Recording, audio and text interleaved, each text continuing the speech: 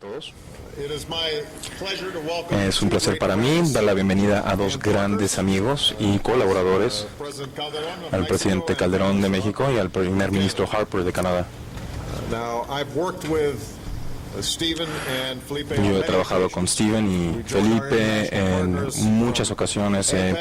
Hemos trabajado con nuestros colaboradores internacionales en APEC hasta el G20, desde nuestra última cumbre en Guadalajara. Recordamos la hospitalidad de Felipe y del pueblo mexicano, incluyendo un muy buen mariachi y algo de tequila del estado de Jalisco. Música. Tenemos el gran placer de darle bienvenida aquí el día de hoy. Entre los tres países representamos cerca de 500 millones de ciudadanos, desde Nunavut, en el norte de Canadá, a Chiapas, en el sur de México. Y entre esos dos puntos, la diversidad de nuestros pueblos y culturas es extraordinaria. Pero sin importar dónde vivan, estas personas despiertan todos los días con esperanzas similares: darle sustento a sus familias, tener seguridad en sus comunidades y ofrecer a sus hijos una mejor vida. Y en cada uno de nuestros países, las vidas cotidianas de nuestros ciudadanos son formadas profundamente por lo que sucede nosotros dos, y es por eso que estamos aquí. Y hoy estamos concentrándonos en nuestra más alta prioridad: generar empleo y oportunidad para nuestro pueblo. En los Estados Unidos, nuestras empresas han creado cerca de 4 millones de nuevos empleos. La confianza está a la alza y la economía se está fortaleciendo, pero con muchas personas que siguen batallando por encontrar trabajo y por pagar sus cuentas. Estamos haciendo todo lo que nos corresponde para acelerar la recuperación. Eso incluye fortalecer el comercio con nuestros dos socios comerciales más importantes. Yo, como presidente, he fijado una prioridad en incrementar nuestras exportaciones, y me complace decir que nuestras exportaciones a Canadá y México están creciendo a un ritmo más acelerado que las exportaciones con el resto del mundo. De hecho, el año pasado, el comercio en productos con nuestros dos vecinos superó el $1 billón por la primera vez. Este comercio apoya a unos 2.5 millones de empleos en Estados Unidos, y quiero más comercio para apoyar más nuevos empleos. El día de hoy, el primer ministro Harper encabezó una buena conversación sobre cómo los tres países pueden mejorar nuestra competitividad. Hemos acordado que seguiremos logrando que nuestras fronteras sean más eficientes y seguras para que el comercio y los viajes sean más baratos y más rápidos. También hemos ampliado la cooperación para generar empleos ecológicos y para combatir el cambio climático. Que hemos lanzado un nuevo esfuerzo para deshacernos de reglamentos anticuados. Aquí en Estados Unidos, nuestros esfuerzos para recortar la burocracia y garantizar la existencia de reglamentos inteligentes va a ayudar a lograr ahorros y beneficios a los empresarios, consumidores de nuestro país. Estos recortes concentran en $100,000 millones, y ya estamos trabajando para agilizar y coordinar los reglamentos con Canadá y México a nivel bilateral. Y vamos a seguir trabajando en este campo para que nuestras economías sean más fuertes. Esto es sumamente importante, por cierto, para nuestras pequeñas y medianas empresas. Siempre que empiezan a exportar, nuestras pymes empiezan exportando a México y a Canadá. Y esto nos va a ayudar a realzar la exportación. También, de manera más amplia, he reiterado mi compromiso para una reforma integral migratoria que va a tener beneficios para los trabajadores y las empresas. También me siento complacido de que México y Canadá han manifestado su interés de sumarse al Acuerdo de Asociación Transpacífico, el TPP. Las consultas con México y otros colaboradores del PPP están ahora en curso para poder sumar a México, y agradezco mucho al presidente Calderón sobre la actualización de los preparativos de la reunión del G20, de la cual él será anfitrión en junio. Otro punto importante fue la seguridad ciudadana y la seguridad que merecen nuestros ciudadanos. Las pandillas delictivas y los narcotraficantes son una amenaza para cada uno de nuestros países, y todos tenemos la responsabilidad de enfrentar esa amenaza. En México, el presidente Calderón ha mostrado gran valor alzándose en contra de los traficantes y sus carteles, y nosotros hemos acelerado la entrega de ayuda. En Estados Unidos hemos incrementado la cooperación en nuestra frontera sur y hemos dedicado nuevos recursos a la reducción del flujo de efectivo y armas hacia el sur que ayudan como combustibles a la existencia de esta crisis. Y hoy todos estamos aquí reafirmando nuestro compromiso para poder enfrentar estos desafíos conjuntamente, porque esa es la única manera que vamos a poder tener éxito conjuntamente. Más allá de nuestras fronteras, estos cárteles y traficantes imponen una amenaza a nuestros vecinos centroamericanos, así que estamos sumando esfuerzos. Los ministros de defensa de los tres países se reunieron la semana pasada como grupo por primera vez en su historia y estaremos coordinando nuestros esfuerzos de manera estrecha y más estrecha que nunca, especialmente en el apoyo que le brindaremos a la nueva estrategia de seguridad de Centroamérica, y esto lo estaremos abordando en la Cumbre de las Américas. Quiero agradecer a Steven, a Felipe, por el trabajo que han realizado, por estar aquí. Cuando llegué a la presidencia prometí buscar nuevas colaboraciones con nuestros amigos en las Américas, tener una relación de igualdad y responsabilidad compartida, forjada sobre la base del interés y respeto mutuos, y es por eso que estamos aquí. Eso es lo que hemos hecho, y creo que no sería posible sin el liderazgo y el sentido de responsabilidad que tienen tanto Felipe como Steven. Como resultado, creo que nuestros países y nuestros ciudadanos tendrán más seguridad, más prosperidad y estarán en una mejor posición para darle a nuestros hijos la mejor vida que pueden. Estados Unidos de América, excelentísimo señor Stephen Harper, primer ministro de Canadá, queridos amigos, señoras y señores representantes de los medios de comunicación, señores embajadores, señores secretarios, legisladores. En primer lugar, quiero agradecer la extraordinaria hospitalidad del presidente Barack Obama y de su gobierno para realizar esta cumbre de líderes de América del Norte. En segundo lugar, y brevemente, quiero, a nombre del pueblo y del gobierno de México, a nombre de mi familia y del mío propio, externar mis mayores condolencias a los familiares y deudos del expresidente Miguel de la Madrid Hurtado por su lamentable fallecimiento ocurrido el día de ayer. Estaré en unas horas más en México en el homenaje que queremos rendir en su memoria. Paso ahora al tema que nos ha convocado a esta conferencia de prensa, que es la Cumbre de Líderes de América del Norte. Los presidentes de Estados Unidos y México y el primer ministro de Canadá hemos concluido una jornada de trabajo que yo debo decir ha sido muy fructífera, muy fluida, con intercambio de opiniones y avances en beneficio de nuestros respectivos ciudadanos. Agradezco además a mis dos colegas la apertura con la que hemos abordado diversos temas muy complejos, algunos de nuestra agenda de trabajo. Reconozco y valoro su enorme compromiso con nuestra región común. Los líderes de América del Norte compartimos la visión de una sola comunidad regional fuerte, solidaria, segura, competitiva, que puede enfrentar unida y enfrentar con éxito los retos actuales. Coincidimos en señalar que los desafíos comunes solo pueden ser superados conjuntamente, y de ahí la importancia de mantener el diálogo, la confianza y la cooperación entre nuestros tres países. Muy significativo el dato que ha dado el presidente Obama, el que nuestro comercio haya superado el $1 trillón por primera vez. Y creo que eso no es ajeno a una realidad que vale la pena destacar, que en este mundo tan complejo y lleno de problemas económicos y de una crisis muy severa, tanto Canadá como Estados Unidos y México somos tres países que estamos en este momento creciendo y generando empleo. Y ese crecimiento y esos millones de empleos, muchos de ellos, tienen que ver precisamente con el mayor intercambio comercial que jamás habíamos tenido entre estas tres naciones. Yo sostengo que el potencial de América del Norte integrada por estos tres países es tal que hacia adentro de nosotros mismos tenemos mucho que hacer para aprovechar en beneficio de nuestros ciudadanos un mayor intercambio. Como revisamos hoy, hemos avanzado significativamente en varios frentes.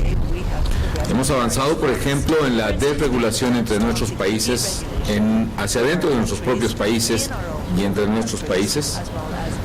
Hemos avanzado también en la homologación de ciertos estándares que facilitan el comercio.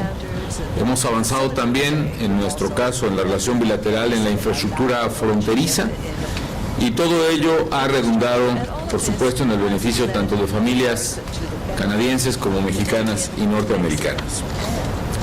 En otro orden de ideas, también las tres naciones hemos refrendado nuestra decisión de fortalecer la cooperación internacional, particularmente en temas tan sensibles como la seguridad de nuestros ciudadanos. Hemos reiterado los valores en los cuales se fundan nuestras sociedades: la democracia, la libertad, la justicia, el respeto a los derechos humanos, y hoy el diálogo político entre nosotros es quizá más fuerte que nunca. Hemos refrendado ciertos principios de nuestra convivencia y de nuestros desafíos. El principio de la corresponsabilidad, el intercambio de información y sobre todo el fortalecimiento de nuestras instituciones, que deben ser la pauta de nuestra cooperación. Expresé desde luego al presidente Obama y al primer ministro Harper que la lucha que libra México por una América del Norte más segura requiere además el fortalecimiento de las acciones nacionales, entre otras cosas, para frenar el tráfico de armas, para combatir con más fuerza el lavado de dinero y especialmente para reducir la demanda de drogas que fortalecen a las organizaciones delincuenciales. Además, expresé al presidente Obama y al primer ministro Harper el reconocimiento de México por el compromiso que han mostrado por avanzar precisamente en ese sentido. Es igualmente necesario fortalecer el enfoque regional de seguridad y para ello se requiere incluir a nuestros vecinos y socios centroamericanos que están enfrentando también graves problemas y que requieren nuestra solidaridad. Los tres países hemos acordado establecer un mecanismo de diálogo conjunto con el Sistema de Integración Centroamericana, el SICA, en apoyo al esfuerzo que las naciones de Centroamérica realizan en contra del crimen organizado y también por la seguridad regional, que también es vital para nosotros. Hemos abordado, por supuesto, en nuestra reunión el tema de la economía regional. Los líderes de América del Norte coincidimos en que Estados Unidos, Canadá y México debemos continuar profundizando nuestra exitosa relación económica para generar más empleos y mayor bienestar en los tres países. Nuestros gobiernos reconocen que es primordial seguir cumpliendo cabalmente con el Tratado de Libre Comercio, además de explorar nuevas vías para fortalecer la competitividad regional. Estoy convencido de que unidos podemos ser mucho más competitivos que muchas regiones del mundo con las cuales ahora competimos. La posición de México es que la solución a la compleja situación económica que vive el mundo no es el regreso a prácticas proteccionistas que solo aíslan a los países, reducen la competitividad de las economías, ahuyentan la inversión, sino que parte de la solución al problema económico global está precisamente en la ampliación y en la profundización del libre comercio. Porque solo potenciando y aprovechando mejor las ventajas que nos ofrece nuestra complementariedad económica, en términos de inversiones, de capital, de mano de obra, de tecnología, de recursos naturales, tendremos éxito en un mundo que compite por regiones ferozmente. Los tres países hemos refrendado nuestro compromiso con ampliar las cadenas productivas de la región, que están ya interconectadas y se interconectarán más, respaldando especialmente a las pequeñas y medianas empresas. Yo mencionaba que de nuestras exportaciones, las exportaciones mexicanas al mundo tienen un 37% de contenido americano. Es decir, en cierto sentido, las exportaciones mexicanas al mundo son también exportaciones americanas o que generan empleos para millones de americanos. Por ello identificamos sectores en los que vamos a trabajar más intensamente para una desregulación más clara a nivel trilateral. Por ejemplo, cito los nanomateriales y los estándares de emisión de algunos vehículos.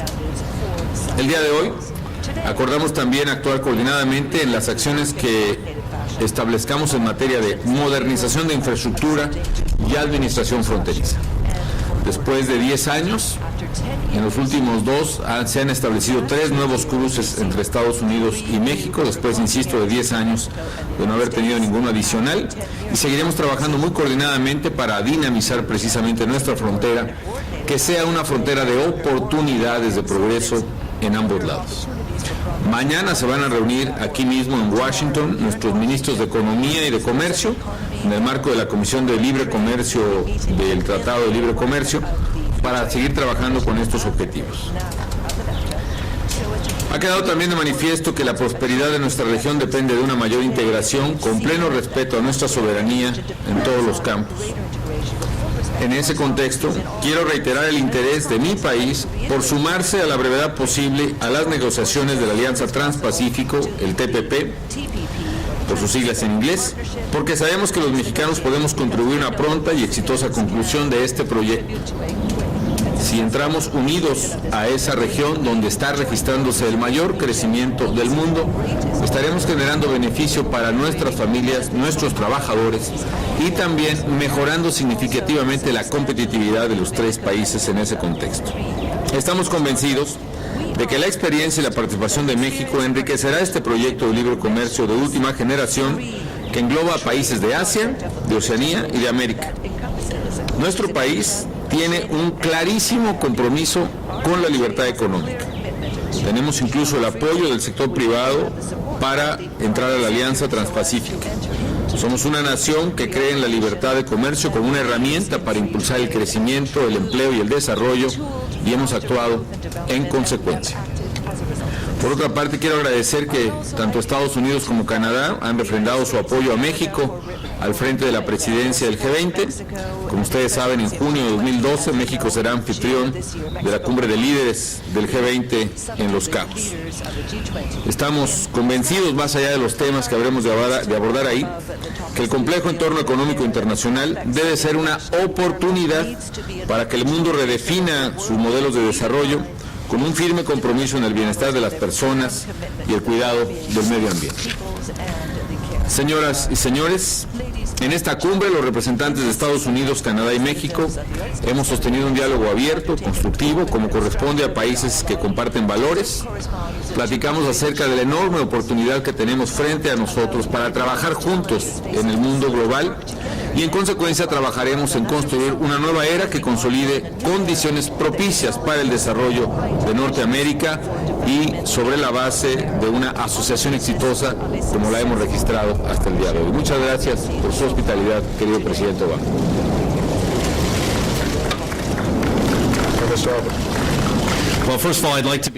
Bueno, en primer lugar, quisiera empezar agradeciendo a Barack por su hospitalidad y quisiera empezar también transmitiendo nuestro más sentido pésame a ti, Felipe, y a través de ti al pueblo mexicano por el deceso lamentable del expresidente Miguel de la Madrid Hurtado.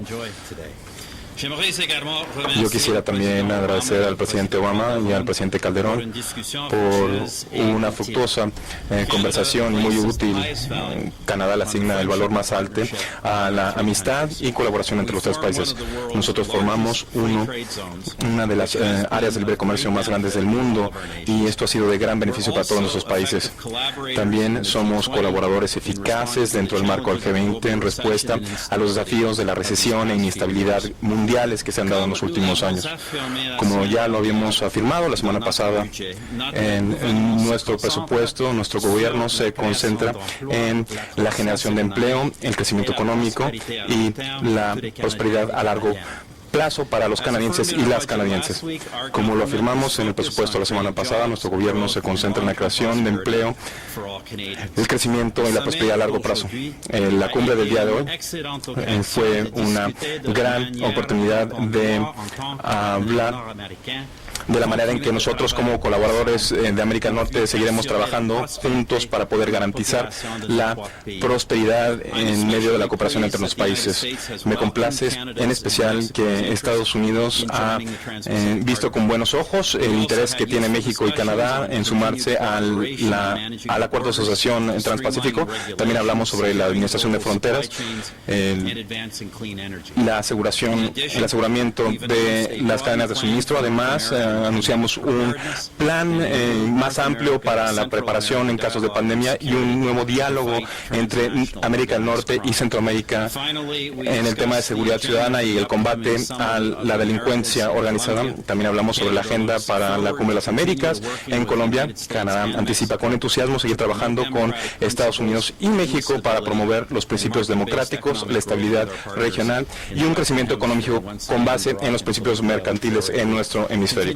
Y de nueva cuenta, Barack, miro con mucho entusiasmo la posibilidad de seguir con estas conversaciones. Creo que vamos a darle una pregunta a cada una de las delegaciones. Muchas gracias, señor presidente. Después de los argumentos que se presentaron en la Suprema Corte la semana pasada, muchos expertos consideran que podría haber una mayoría de los magistrados que abrogaría el mandato individual. Y si se considera anticonstitucional ese mandato, ¿cómo se garantizaría la provisión de cuidados de salud en Estados Unidos? Una pregunta para el presidente Calderón y el primer ministro Harper. Durante el fin de semana, el gobernador Romney se dijo que Estados Unidos se usaba para promover libre comercio a todo el mundo y dijo, y cito, el presidente no considera que Estados es un país excepcional como lo solía ser, y creo que mucha gente está poniendo en tela de juicio esa aseveración, esa afirmación de que Estados Unidos es en verdad excepcional. ¿Cómo respondería a eso si cree que la influencia de Estados Unidos está en declive? Sobre la segunda parte de su pregunta, sigue siendo temporada de elecciones internas en el Partido Republicano y van a seguir trabajando para decir quién será su candidato.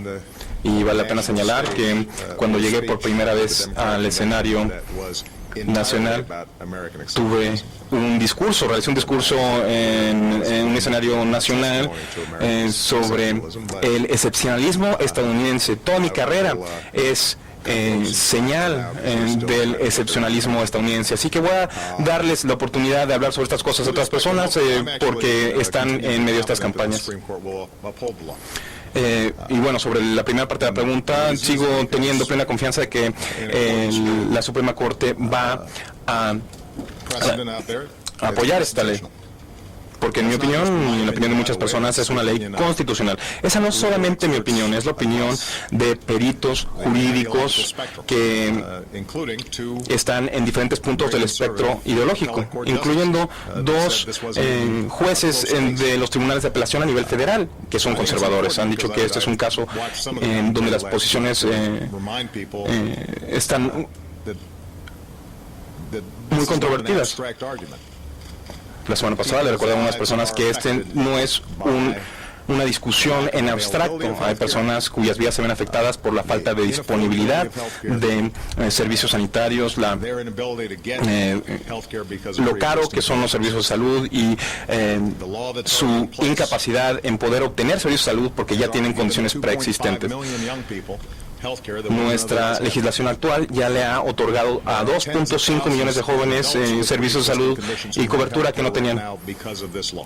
Hay 2.5 millones de ciudadanos que tienen cobertura gracias a esta ley. Los padres de familia ya no tienen que preocuparse que sus hijos no van a obtener ese tipo de cobertura.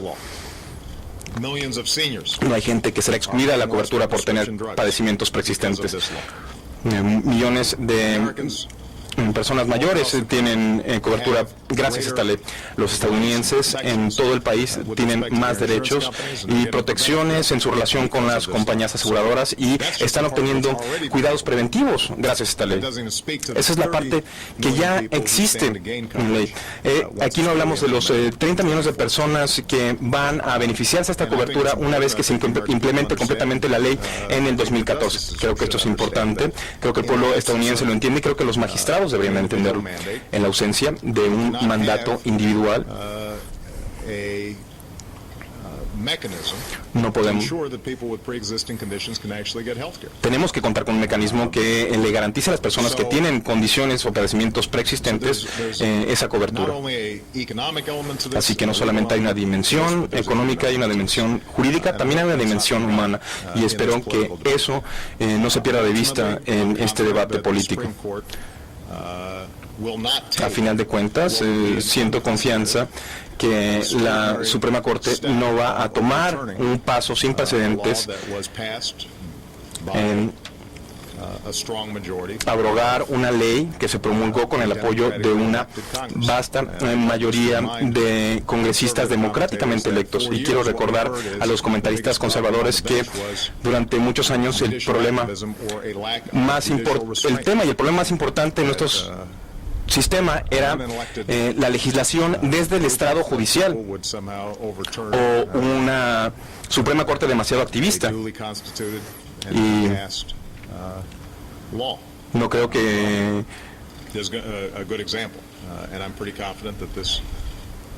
esta situación sea distinta. Tenemos un grupo de personas no electas que están abrogando una ley que se promulgó de manera democrática y constitucional, y espero que esta no sea una oportunidad para sentar ese precedente. Bueno, como ya lo he dicho, sentimos plena confianza de que se va a mantener esta ley, debería de mantenerse. Y de nueva cuenta, esa no solamente es mi opinión, es la opinión de muchos profesores de Derecho Constitucional, académicos, jueces, abogados que examinaron la ley.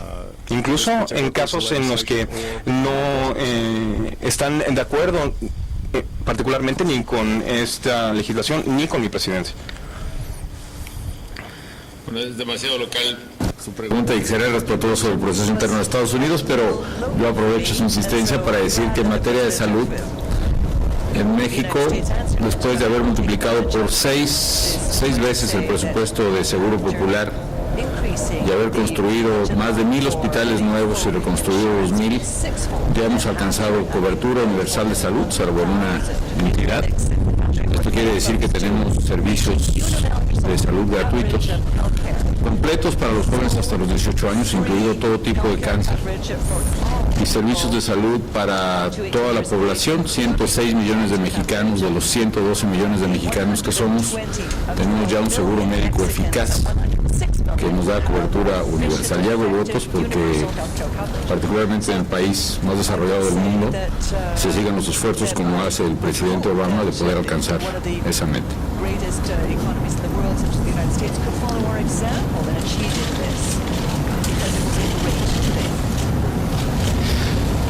I don't think you really expect me to intervene in the U.S. presidential election. No creo que esperen que yo tenga algo que decir en cuanto a la elección presidencial de los Estados Unidos, pero quiero decir lo siguiente. Para Canadá, y creo que esto trasciende en los gobiernos canadienses o los diferentes gobiernos en Estados Unidos. Para Canadá, Estados Unidos siempre ha sido y siempre será nuestro vecino más cercano, nuestro aliado más cercano, nuestro amigo. Y creo que el liderazgo de Estados Unidos es sumamente importante, y en los últimos años hemos hecho mucho conjuntamente a través de respuestas tanto en el marco del G20 a nivel bilateral para enfrentar la recesión, y bajo tu liderazgo, Barack, tuvimos la intervención exitosa en Libia. Nuestra relación comercial es la más grande del mundo y sigue creciendo, así que ha sido una asociación importantísima.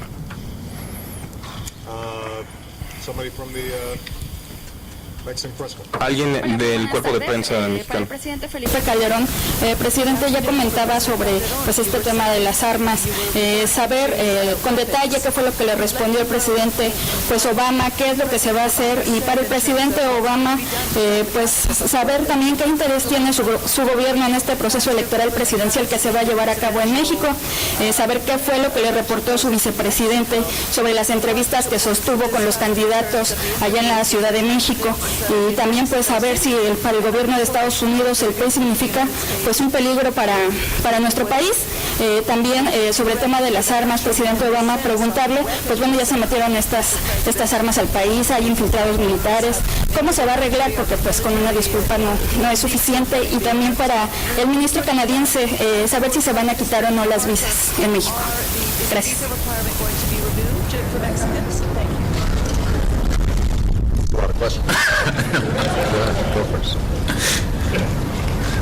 Bueno, ha sido muy clara mi posición sobre este tema y la reitero. Déjenme abordarlo desde otro ángulo. Está demostrado que cuando hay una súbita disponibilidad excesiva de armas en una sociedad determinada, hay un incremento de la violencia y de los homicidios que se prolonga varios años después. Este fenómeno ocurrió en varias guerras civiles en África, ocurrió después de la presencia de guerrilla tanto en El Salvador como en Guatemala, ocurrió en Europa del Este, en Kosovo y en Bosnia. Ha ocurrido en muchas partes. Nosotros sostenemos que la expiración de la Assault Weapons Ban en el año 2004 coincide casi exactamente con el inicio de la etapa más dura de violencia y de homicidios que haya visto México en mucho tiempo. En mi gobierno, en 5 años, 4 meses, hemos decomisado 142,000 armas. Probablemente el 70% de ellas son rifles de asalto, AR-15, AK-47, y más del 80% de esos rifles de asalto han sido vendidas en tiendas de Estados Unidos. En la frontera de Estados Unidos con México hay probablemente 8,000 tiendas de armas. Hacemos la cuenta y son prácticamente 9 tiendas de armas para cada Walmart en el territorio americano en frontera con México. Y gran parte de la problemática que vivimos está asociada a esta enorme venta de armas. Yo reconocí en la reunión que tuvimos, por otra parte, el esfuerzo administrativo que ha hecho personalmente el presidente Obama y su equipo para que las agencias de control de legalidad en Estados Unidos frenen este proceso de exportación de armas a México. Y hemos visto una actitud mucho más activa que en otros años respecto a este problema. Yo respeto mucho la legislación americana, en particular la segunda enmienda, pero sí estoy absolutamente convencido de que si no se frena el tráfico de armas a México, es más, si no se restablecen mecanismos para prohibir las ventas de asalto nuevamente, como ya estuvieron prohibidas en la década de los 90 en Estados Unidos, o al menos para registrar plenamente las ventas de armas de asalto, va a ser imposible, no solo será imposible que la violencia termine en México, sino incluso puede amenazar en el futuro a la propia sociedad americana. Si estoy en contra del tráfico de armas de manera ilegal en México, también estoy en contra del tráfico de armas de manera, así sea dentro de un operativo legal. El gobierno de México pues no acepta ni lo puede aceptar bajo ninguna circunstancia un trasiego a un controlado de armas. El presidente Obama ha sido muy claro al expresar que esa no es una práctica autorizada por su gobierno. Entendemos los esfuerzos de las agencias americanas por perseguir a los criminales, pero eso no obstaculizará la necesaria cooperación que debemos de tener entre Estados Unidos y México para parar este mercado criminal que está atrás. Es una de las muchas razones de los problemas que México tiene en este momento. Entiendo también la problemática interna de la política en Estados Unidos. Este punto de vista yo lo sostuve públicamente en el Pleno del Congreso norteamericano y dije las cosas tal cual las pienso. Sé que hay una enorme discrepancia de puntos de vista y que es un tema políticamente muy complejo, pero es importante insistir en ese tema. Eso fue lo que señalé. Bueno, como esta era la pregunta, ya las demás, yo doy por buena mi respuesta sobre esta pregunta y creo que es la única que se formuló para mí. Well, just very briefly, with respect to brevemente, y con respecto a las elecciones presidenciales en México, el vicepresidente Biden se reunió con los candidatos para manifestarle un sentimiento similar a lo que expresó Stephen con respecto a los Estados Unidos y las elecciones aquí. Y eso es que la amistad entre los tres países, la colaboración entre los tres países trasciende lo que es la coyuntura y es mucho más fundamental que cualquier partido en particular y cualquier elección en particular. Y es el mensaje que le queremos transmitir a México.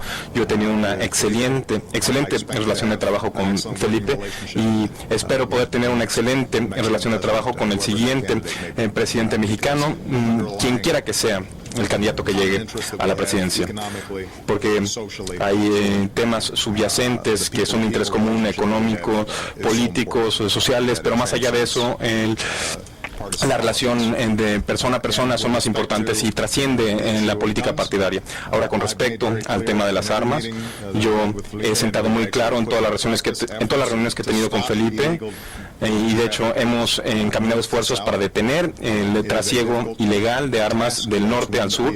Es una tarea difícil, pero es una tarea que hemos tomado muy seriamente, hemos tomado pasos sin precedente en ese sentido y continuaremos coordinando estrechamente con el gobierno mexicano porque reconocemos el gran precio que le ha cobrado la existencia de esas armas a familias y comunidades e individuos en México, y esto forma parte de nuestra cooperación más amplia, es debilitar el yugo del narcotráfico en México, y sabemos que tenemos la responsabilidad de reducir la demanda de las drogas y tenemos también la responsabilidad de cerciorarnos que no solamente las armas, sino que también el dinero a granel no fluya a México, y el presidente Calderón también reconoce la responsabilidad de aplicar medidas policiales y de procuración de justicia eficaces en México, así que seguiremos con nuestra colaboración trabajando juntos para tomar medidas, todas las medidas que sean necesarias en México.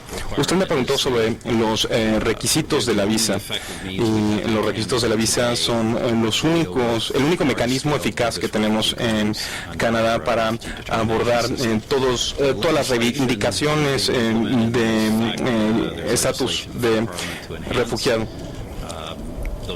Hay un proceso que se está iniciando, es el proceso legislativo, ya está encaminado para reformar esos requisitos, pero antes no tengamos esa reforma en vigor, no podremos abordar este tema. Siguiente pregunta. Tengo un par de preguntas sobre temas esenciales que se han abordado el día de hoy. Una pregunta tiene que ver con comercio y el otro con la delincuencia. Sobre comercio, primer ministro Harper, ¿por qué la postura de Canadá en la negociación del acuerdo de asociación transpacífico? ¿Por qué es tan importante para Canadá esta postura? Y como jugador importante, ¿estaría dispuesto a prescindir de nuestra postura de control de suministro? Y presidente Obama, le quiero preguntar si usted considera que Canadá ha cumplido con esas altas normas, esos altos estándares. Y sobre la delincuencia, Canadá lee sobre los desafíos que hay en México, sobre los cárteles de drogas y la terrible violencia que existe en México, pero quizá hay muchos canadienses, quizá incluso estadounidenses, no consideran que esto afecte sus vidas. Quizá se debe a que no afecta directamente a las comunidades de esos estadounidenses o canadienses.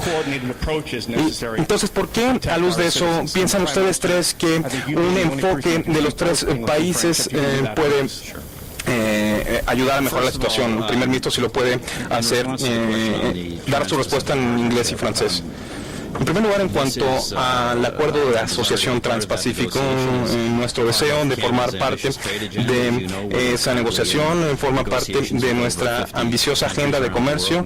Tenemos relaciones comerciales con más de 50 países del mundo, incluyendo la Unión Europea, Japón y la India. Así que esta es una ampliación natural del deseo que tiene nuestro gobierno de drásticamente ampliar nuestras relaciones de libre comercio en todo el mundo.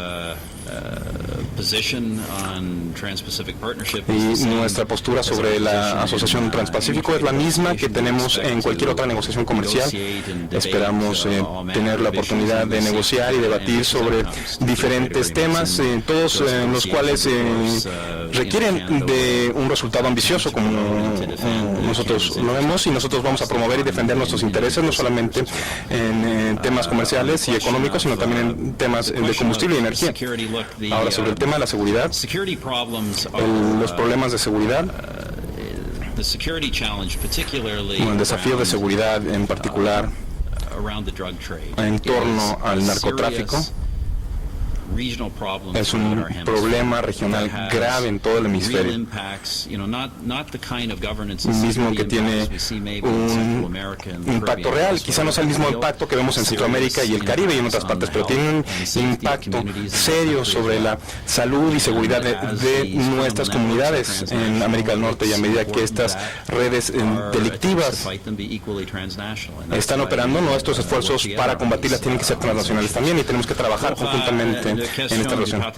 Ahora, sobre la pregunta del Acuerdo de Asociación Transpacífica, Canadá espera poder sumarse a esta conversación. Esto se debe al programa ambicioso que tenemos a nivel comercial en todo el mundo. Estamos actualmente encaminando en negociaciones con más de 50 países, la Unión Europea, la India, y esto forma parte de la ambición que nosotros tenemos de diversificar nuestros lazos de libre comercio. Sobre el tema específico de la negociación, obviamente nosotros planteamos todas estas cosas y nosotros consideramos que podemos alcanzar las ambiciones y las altas normas de esta asociación. Nosotros ya examinamos los diferentes documentos que ha producido esta asociación que tienen miras a lograr estos objetivos, y en todo debate es natural que un país defienda sus intereses, no solamente los intereses económicos en todo el país, pero también los intereses de otros sectores. Ahora, sobre el tema de la seguridad en el hemisferio,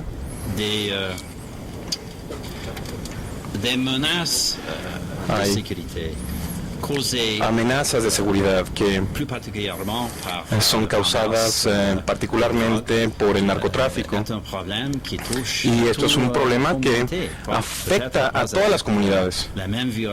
Quizá nosotros no enfrentemos la misma violencia, el mismo nivel de amenaza que se vive en otros países de América Central. Son preocupaciones serias, aún así. Estas redes que buscan beneficiarse de estas actividades del narcotráfico son redes transnacionales, y es por eso que el combate también tiene que librarse a nivel transnacional, y es por eso que nosotros estamos participando en diferentes iniciativas. Con respecto al acuerdo de asociación transpacífico, al igual que en cualquier otro proceso de firmar un acuerdo de libre comercio, todos los países que están participando tienen que realizar algunos cambios o proponerlos. Eso es natural en el proceso, porque cada país tiene sus propias idiosincrasias. Hay ciertos sectores industriales que quizá en el pasado gozaban de protección. Hay ciertas prácticas que quizá sean singulares en un cierto país, pero que quizá genere desventajas para las empresas de otros países. Entonces, es un proceso en el que todo mundo tiene que hacer ajustes. No creo que Canadá tenga esa singularidad. Habrá también partes del debate que no le parezcan bien a Canadá, que habrá quejas que nos dirán, y todos los integrantes de la Asociación Transpacífico tendrán que hacer concesiones para poder acoger el interés más amplio de hacer crecer toda la economía y ampliar el comercio y generar empleos para todos. No quiero que se piense que hay algo singular y exclusivo en Canadá que no existe también cuando se mire a los otros países que son parte de esta Asociación Transpacífica. con respecto al narcotráfico transnacional. En primer lugar, creo que deberíamos de preocuparnos por lo que ocurre en México y Centroamérica, porque cuando hay familias, mujeres, niños inocentes que son acribillados en las calles, eso es un problema de todos. No solamente debe ser un problema de ellos. Hay un espíritu de preocupación y consideración entre vecinos que tiene que formar parte de nuestra lógica de la política exterior. Pero de manera más práctica, Estados Unidos comparte una frontera con México, y si existe este tipo de violencia y vemos que el poderío del narcotráfico en su totalidad está creciendo en países que son cercanos a nosotros, y si vemos que en Centroamérica el narcotráfico tiene cada vez más espacio, donde empiezan los narcotraficantes a controlar porciones importantes de la economía, y si están socavando las instituciones en estos países, entonces eso tendrá un impacto sobre la capacidad que nosotros tenemos de realizar negocios en esos países. Quizá tenga un efecto contagio que afecte a los nacionales estadounidenses que están en esos países, puede afectar a los turistas que quieran visitar esos países, y puede tener un efecto de deterioro sobre la naturaleza misma de nuestra relación, y es algo a lo que tenemos que prestar mucha atención.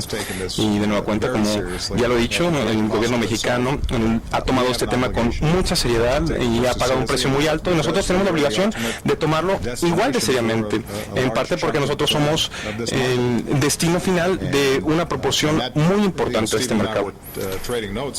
Steven y yo estamos charlando, y en lugares como Estados Unidos y Canadá, este es un tema que anteriormente era un tema exclusivamente urbano, pero ahora se ha diseminado por todos los países. Vemos que en las comunidades rurales hay ventas de metanfetaminas que están devastando tanto a los jóvenes como a los viejos, y algunas de esas drogas tienen su origen en México, en las partes más remotas y aisladas de Canadá y los Estados Unidos. Se está viendo el impacto de este narcotráfico tan destructivo, y tenemos que trabajar de manera cooperativa en lo que hacemos. Déjenme plantearlo desde otra perspectiva. La seguridad de Norteamérica está absolutamente vinculada a la seguridad de cada uno de sus Estados miembros.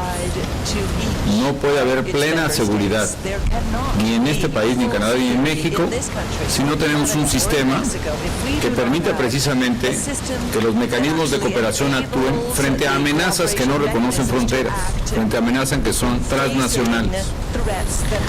Y estas amenazas no son solo las vinculadas al narcotráfico, que por supuesto es transnacional. Le voy a poner dos ejemplos que comentamos esta mañana de casos exitosos. Uno, el intento de llevar a México a uno de los hijos de Gaddafi hace algunos meses, que implicó una operación multinacional y muy norteamericana. ¿Por qué? Porque la dirigió una mujer de negocios canadiense que contrató una empresa norteamericana de Estados Unidos, y le contrataron a su vez pilotos y falsificadores mexicanos. Y esta operación multinacional no hubiera podido ser evitada si no hubiera los mecanismos de cooperación en materia de seguridad que ahora tenemos y que antes no teníamos. O la otra, el evitar el asesinato del embajador de Arabia Saudita aquí en Washington, solo fue posible también gracias a los mecanismos de cooperación que tenemos. El pensar que lo que ocurra en México no tiene que ver con la seguridad que ocurre con los nacionales de este país o de cualquier otro en Norteamérica es un error que nosotros hemos evitado afortunadamente. Segundo, plantear la seguridad como una seguridad entendida regionalmente. Lo elemental para cualquier gobernante es preguntarse dónde están las mayores amenazas a la seguridad. Estados Unidos tiene claramente sus prioridades delimitadas. Una amenaza está claramente en el terrorismo multinacional, que ha sido terriblemente agresivo, inhumano y burdo en contra del pueblo norteamericano. Otra amenaza claramente está en el poder del crimen organizado transnacional, que insisto, no es un crimen o no son organizaciones estrictamente mexicanas. No tienen nacionalidad y no tienen patria. Ellos están operando aquí mismo, por ejemplo, en Estados Unidos. Sí, probablemente en esta misma ciudad. Que por cierto, la ciudad de Washington, en términos de homicidios por cada 100,000 habitantes, tiene mucho más homicidios por cada 100,000 habitantes que decenas de ciudades en México, probablemente más que la propia Ciudad de México. Se trata de organizaciones internacionales que tienen una creciente capacidad destructora, que actúan más allá de las fronteras y en consecuencia amenazan a cualquiera en cualquier parte de la frontera. Es cierto, los esfuerzos que hacemos permiten, desde luego, contener esa amenaza, inhibirla de actuar frente a la sociedad, no solo en Estados Unidos o en Canadá, sino incluso también en México. Eso explica por qué, por ejemplo, a pesar de la percepción que tiene mi país, el año pasado nos visitaron 23 millones de turistas por avión, más 7 millones por crucero, más otros más de 50 millones que cruzaron la frontera. Y por eso explica que hay 2 millones de norteamericanos viviendo, honestamente, cómodamente en México, porque llevábamos aquí a la Casa Blanca. Dije, bueno, pues prepararon un clima muy mexicano para recibirnos este día. Y por eso explica también que, a pesar de los problemas de percepción que tenemos, 1.600.000 canadienses van cada año a México. Estamos hablando de que el 5% del total de la población de Canadá viaja a vacacionar a México. Por eso explica también por qué, a pesar de que un estado como Texas recomienda a ninguno de sus jóvenes viajar a México, a ninguna parte de México, pues son cientos de miles de muchachos tejanos que van a México, disfrutan, y no hubo un solo incidente vinculado con estudiantes norteamericanos en el pasado Spring Break, por ejemplo. En resumen, hay una preocupación multinacional, porque las amenazas son multinacionales. Esto a mí me parece obvio, y los mecanismos para hacerle frente tienen que ser también multinacionales. Además del gesto de solidaridad que yo aprecio mucho del presidente Obama, en el sentido de decir, yo no puedo quedar ajeno a la violencia o a la muerte que está ocurriendo al lado mío, independientemente de que la seguridad o la vulnerabilidad en materia institucional en México o en Centroamérica es claramente un asunto que impacta claramente y pone en riesgo a los ciudadanos de toda Norteamérica. All right. Thank you very much, everyone. Muy bien, muchísimas gracias a todos.